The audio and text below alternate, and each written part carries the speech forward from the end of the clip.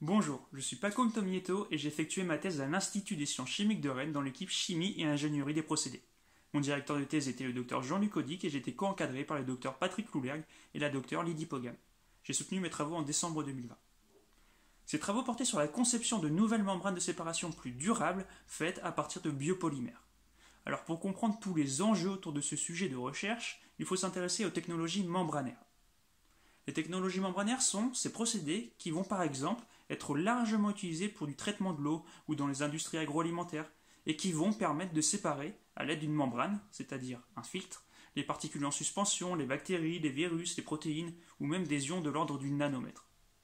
Aujourd'hui, ces technologies de séparation sont indispensables pour de nombreux secteurs d'application, pour une production durable, mais également pour produire de l'eau potable ou traiter des eaux usées.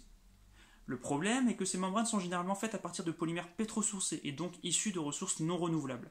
De plus, et à l'image des plastiques de tous les jours, ces membranes en fin de vie ne sont ni biodégradables ni recyclables.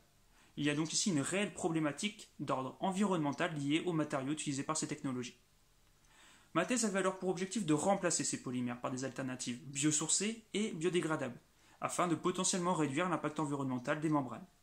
Pour ce faire, j'ai plus particulièrement travaillé avec les polyhydroxyalcanoates, PHA, qui sont une famille de biopolymères produits par des bactéries. Une fois extrait de ces bactéries, le PHA peut être utilisé tel quel pour la fabrication de nos membranes.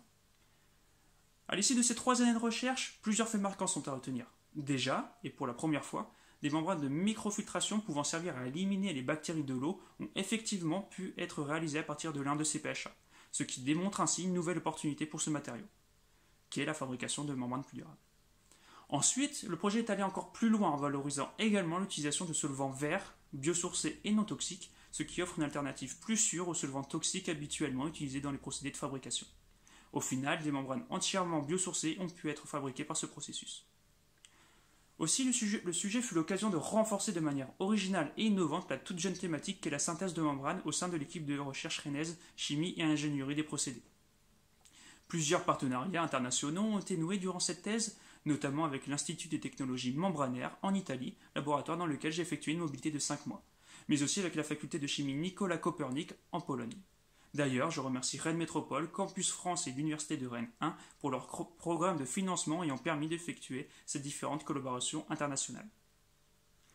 Pour conclure, j'aimerais remercier chaleureusement mon directeur et mes encadrants de thèse avec qui j'ai particulièrement apprécié travailler et dont leur confiance, leur disponibilité et leurs conseils ont grandement contribué au succès de ces travaux.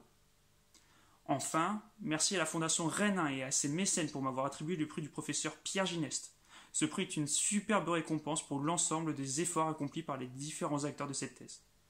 Merci beaucoup.